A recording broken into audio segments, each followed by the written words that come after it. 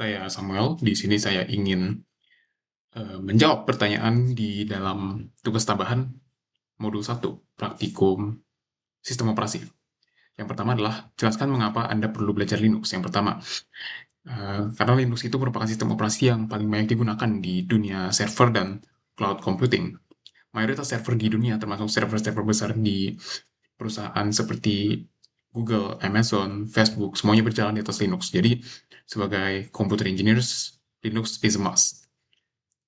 Yang kedua, Linux itu open source, artinya kita bisa melihat, mempelajari, dan modifikasi source code-nya dari sistem operasinya secara langsung. Ini ngebantu buat kita memahami konsep sistem operasi seperti proses management, memory management, dan file system yang lebih mendalam. Jadi nggak cuma teori aja. Yang ketiga adalah Linux memberikan kontrol penuh kepada pengguna melalui command line interface atau terminal. Dengan terminal, kita bisa melakukan automasi tugas yang repetitif menggunakan scripting. Ini berguna banget di dunia kerja, terutama di bidang DevOps, seperti sistem optimization juga dan software engineering. Yang keempat, itu banyak tools dan teknologi dalam pengembangan software yang dirancang untuk berjalan di Linux, seperti Docker, Kubernetes, dan berbagai tools development lainnya. Jadi, belajar Linux itu juga mempersiapkan kita buat ekosistem pengembangan software modern. Nah, yang terakhir itu, memahami Linux juga membantu kita lebih memahami mata kuliah sistem operasi ini sendiri. Karena banyak konsep yang diajarkan, diimplementasikan, dan bisa langsung dipraktikkan di lingkungan Linux.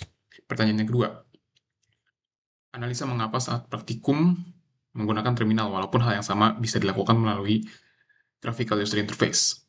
Yang pertama, dari segi efisiensi dan kecepatan, terminal eh, memungkinkan kita menjalankan perintah secara cepat hanya dengan mengetikkan komen tanpa perlu klik sana sini seperti GUI. Kalau kita klik kan kita perlu mouse ya, jadi em, dengan mengetik itu lebih simpel. Misalnya untuk bikin folder, terus pindah ke folder tersebut, perlu cuma perlu mengetik mkdir untuk make directories, lalu cd untuk change directory. Terus yang kedua, itu terminal memungkinkan otomasi. Kita bisa menulis shell script untuk mengotomasi serangkaian perintah. Jadi hal ini nggak mudah dilakukan melalui graphical user interface karena graphical user interface itu dirancang untuk interaksi manual one by one. Ketiga itu penggunaan resource yang lebih ringan. Terminal nggak butuh rendering grafis seperti graphical user interface sehingga lebih hemat memori dan CPU. Ini penting terutama di server ya, yang biasanya itu nggak punya graphical user interface sama sekali. Kita bisa lihat di uh, Ubuntu server operating system OS. Nah itu kan nggak ada graphical user interface, itu full console gitu. Jadi ya itu tujuannya. Yang keempat, terminal tuh ngasih kontrol yang lebih precise dari banyak konfigurasi dan operasi tingkat rendah yang cuma bisa diakses melalui terminal seperti mengubah permission file, mengelola proses, atau melakukan kompilasi program, atau menjalankan program apapun dengan akses administrator. Yang kelima itu dari segi pembelajaran. Dengan menggunakan terminal, kita memahami apa yang sebenarnya terjadi di balik layar ketika kita melakukan sesuatu operasi. Graphical user interface seringkali nyembunyiin detail-detail kecil kayak gini. Jadi kita benar-benar nggak benar-benar paham apa yang terjadi di level sistem operasi.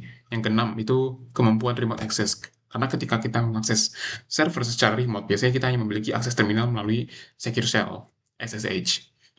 Jadi kemampuan menggunakan terminal adalah skill yang penting dan praktis. Pertanyaan berikutnya adalah jelaskan secara singkat komen yang digunakan saat CS di nomor 2 dan 3.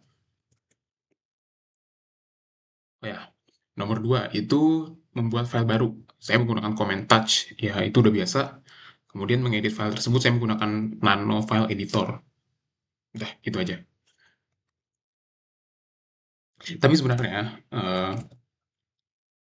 bisa langsung menggunakan nano saja. Nano, nama file, lalu isi filenya, teks tersebut, kemudian touch. Kemudian save, keluar dari nano. Nah, tidak perlu menggunakan command touch, tapi saya tetap menggunakan touch di sini. Yang berikutnya adalah Jelaskan juga cara kerja kode yang dibuat pada nomor 3. Oke, jadi kode yang dibuat itu adalah saya mengedit file tersebut ya. Oh ya, itu standar header ya, input output.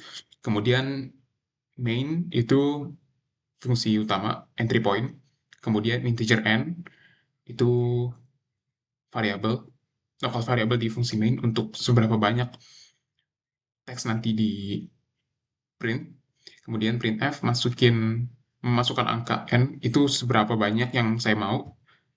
Scanf untuk mendeteksi input yang akan menjadi nilai dari n.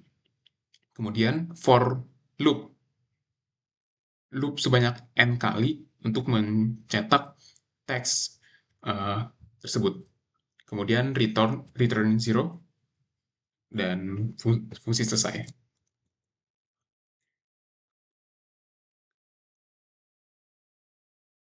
Demikian jawaban saya untuk tugas tambahan